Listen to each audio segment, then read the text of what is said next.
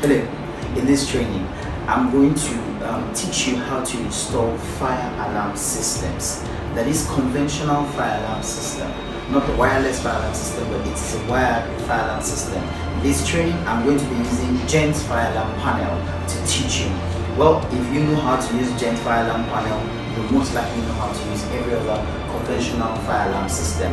I'm going to introduce you to all the equipment, the fire alarm panel, the smoke detector, the call points, the sounder, the battery, the cables, and then I'm going to teach you how to operate the fire alarm system that is using Gent fire alarm system with all the codes. I'm going to tell you everything. In this training, I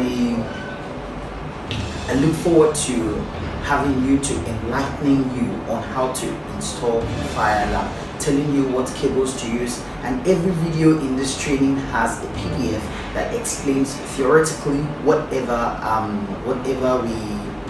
has been thought in the video.